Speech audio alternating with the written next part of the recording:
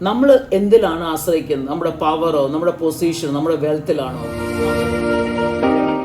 ഇരുൾ അടഞ്ഞ വഴികളിൽ തിരുനാളമാകുവാൻ ഇന്നത്തെ ചിന്ത.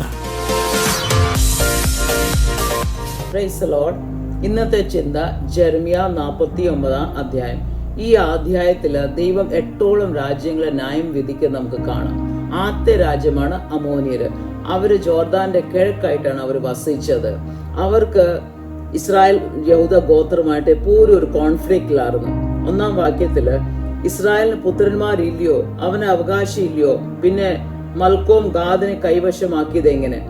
യോശുവ മുഖാന്തരം ഇസ്രായേൽ മക്കൾക്ക് കനാൻ ദേശം 12 ഗോത്രത്തിനും ഡിവൈഡ് ചെയ്ത് കൊടുത്തു. പക്ഷെ ഇപ്പം അവർ പാപം ചെയ്തപ്പോൾ അവർ അടിമത്തത്തിൽ പോയി അവിടെ സ്ഥലങ്ങൾ അമോനിയർ പിടിച്ചു വെച്ചേക്കുവാണ്. പഴയ കാലത്ത് ഒരു രാജ്യത്തിന്റെ വിജയം അവിടെ ദൈവത്തിനാണ് അവർ മഹത്വം കൊടുക്കുന്നത്.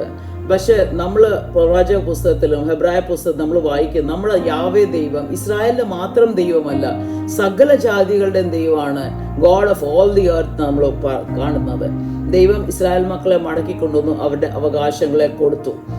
അമോനിയർ വിശ്വസിച്ചത് അവരുടെ ജോഗ്രഫിക്കൽ ലൊക്കേഷനും അവരുടെ ഭണ്ഡാരങ്ങളും അവരുടെ സമ്പത്തും അവരെ ശത്രുവിൽ നിന്ന് വിടുവിക്കുന്നത്. പക്ഷെ അവരും അടിമത്തത്തിൽ പോയി. അടുത്ത രാജ്യമാണ് എദോമ്യര്. ഇവര് യശാവുടെ വംശാവലിയാണ്, ഇസാക്കിന്റെ മൂത്ത മകൻ. ഇവിടെ കാർഡിനൽ പാപം എന്ന് വെച്ചാൽ പ്രൈഡായിരുന്നു, അഹങ്കാരം. ഇവർക്ക് ഇസ്രായേൽ മക്കളുമായിട്ട് ഭയങ്കര വിദ്വേഷമായിരുന്നു. 40:16 the pride of your heart has deceived you, O you dwell in the clefts of the rock. അമോരിയെ കൂട്ട് അവരും വിചാരിച്ചത് അവരുടെ മിലിറ്ററി സ്ട്രെങ്ത്തും അവരുടെ പാറയിൽ പണിത പട്ടണം അവരെ ശത്രുവിൽ നിന്ന് വിടുവിക്കുമെന്ന്. പക്ഷെ ഇതൊന്നും നടന്നില്ല. അടുത്ത രാജ്യം ദംഷേക്കാണ്. ഇത് സിറിയയിലെ വലിയ പുരാതന ഒരു പട്ടണമാണ്. ഇന്ന് ഡാമസ്കസ് സിറിയയുടെ ക്യാപിറ്റൽ സിറ്റിയാണ്. ഈ ദേശത്തും മരണവും നാശം എല്ലാം സംഭവിച്ചു. ബെൻഹാർ രാജാവിന്റെ സമയത്ത് ഈ പട്ടണത്തെ കത്തിച്ചു കളഞ്ഞു.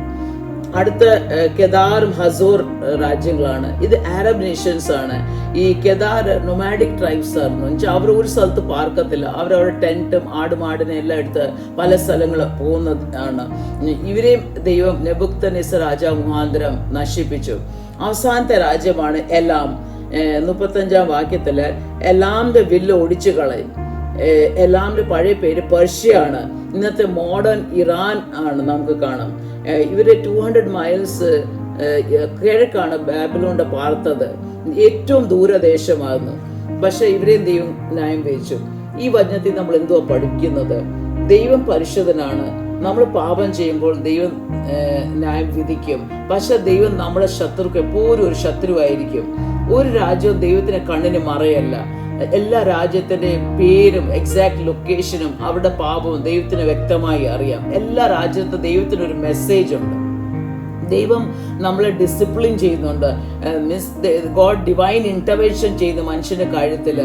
നോയുടെ കാലത്ത് നമുക്കറിയാം, ജനം പാപം ചെയ്തപ്പോൾ ലോകത്തെ ദൈവം നശിപ്പിച്ചു.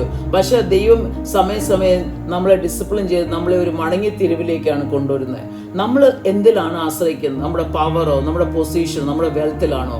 നമ്മൾ ഈ യഹോവ ദൈവത്തിൽ ആശ്രയിക്കണം. ഈ ദൈവമാണ് നമ്മളെ വിടുവിക്കുന്നത്. ഈ വചനത്താൽ ദൈവം നമ്മളെല്ലാവരും അനുഗ്രഹിക്കട്ടെ. Praise the Lord.